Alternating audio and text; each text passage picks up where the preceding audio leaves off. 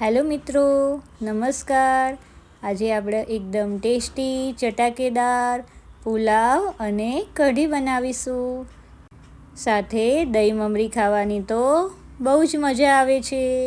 તો ચલો આપણે તેની રેસીપી સ્ટાર્ટ કરીએ. વધારે મહેનત વગર અને એકદમ મજેદાર, ટેસ્ટી અને ડાયટમાં ખાઈ શકાય તેવો જ પુલાવ આપણે રેડી કરીશું.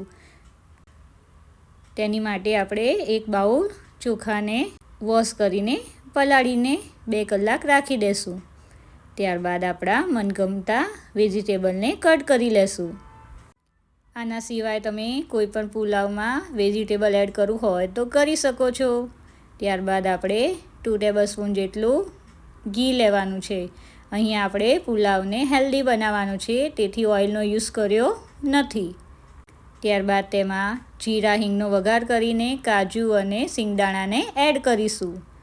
ત્યારબાદ થોડા કઢી પત્તા એડ કરીશું અને કટ કરેલા વેજીસને એડ કરી લેશું. આમાંથી તમારે કોઈ વસ્તુને સ્કીપ કરવી હોય તો તમે કરી શકો છો. અહીંયા આપણે ડુંગળી, ટામેટું, વટાણા, બટાકા, ફુલેવર અને કોબીનો યુઝ કર્યો છે. ત્યારબાદ બધી વસ્તુને મિક્સ કરી લેશું.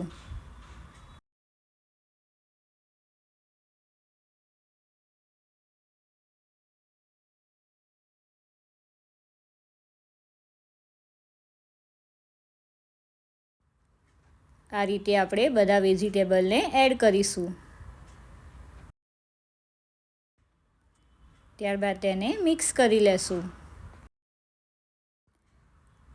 રાઈસને આપણે પલાળીને મૂક્યા હતા તેને એડ કરી લેશું. અહીંયા તમે રાઈસને પલાળશો નહીં તો પણ ચાલશે, પણ તેને કૂક થવામાં થોડીક વાર લાગે છે. અને જો તેને પહેલાંથી પલાળીને મૂક્યા હોય તો જલ્દીથી કૂક થઈ જાય છે. અહીંયા આપણે હાફ ગ્લાસ જેટલું પાણી એડ કર્યું છે.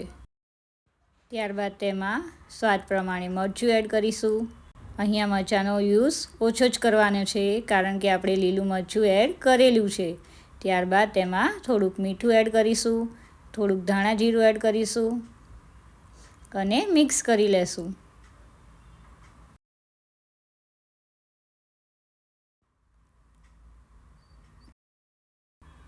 ત્યારબાદ થોડો ગરમ મસાલો એડ કરીશું.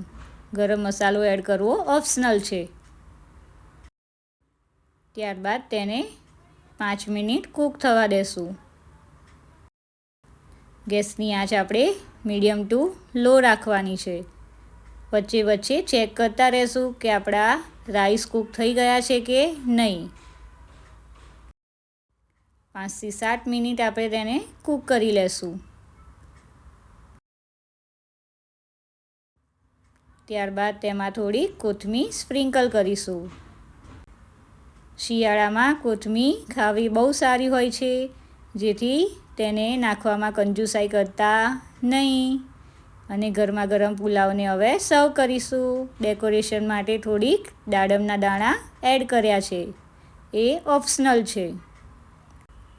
સાથે પુલાવમાં ખાવા માટે આપણે કઢી પણ રેડી કરી લેશું.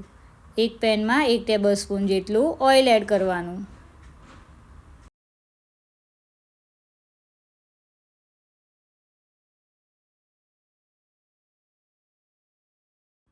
તેમાં રાઈ, હિંગ અને જીરાનો વઘાર કરીશું.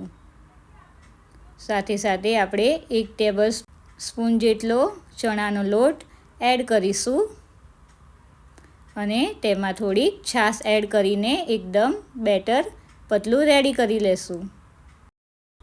જો તમારે વધારે કઢી બનાવવાની હોય તો અહીંયા ચણાનો લોટ 1 ચમચીની જગ્યાએ 2 ચમચી જેટલો યુઝ કરવાનો. સાથે સાથે આપણે લીલા મરચાં અને લસણને ક્રશ કરી લેશું.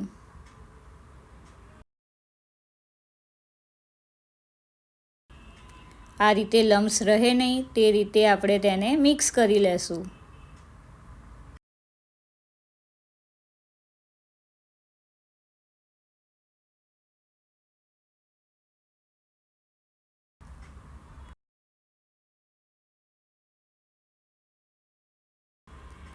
જીરું અને હિંગને એડ કરી લેશું.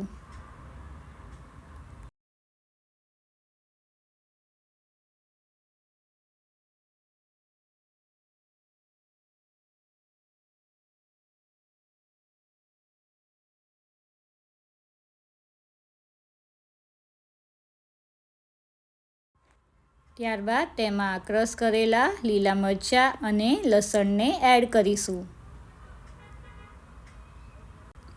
અને 2 મિનિટ તેને કૂક કરી લેશું.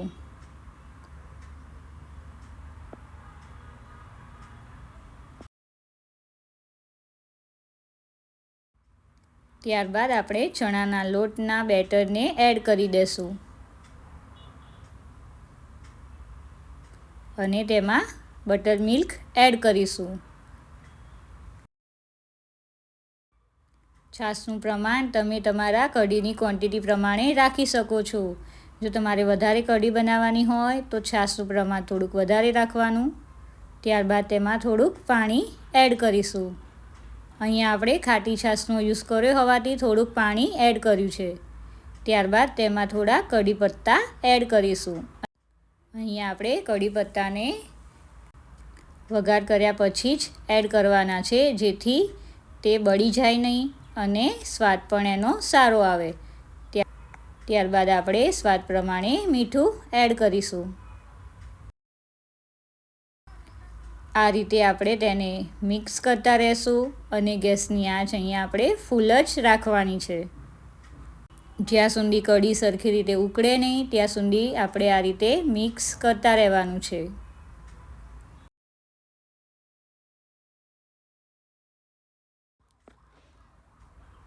જો તમે મિક્સ કરવાનું બંધ કરી દેશો તો આપણી કઢી સરખી રીતે બનશે નહીં.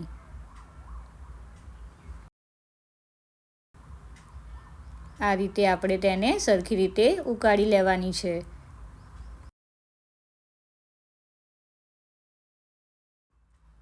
બે મિનિટ આ રીતે આપણે કૂક કરી લેશું. ત્યારબાદ તેમાં થોડો ગોળ એડ કરીશું. ત્યારબાદ થોડી કોથમીર સ્પ્રિંકલ કરીશું.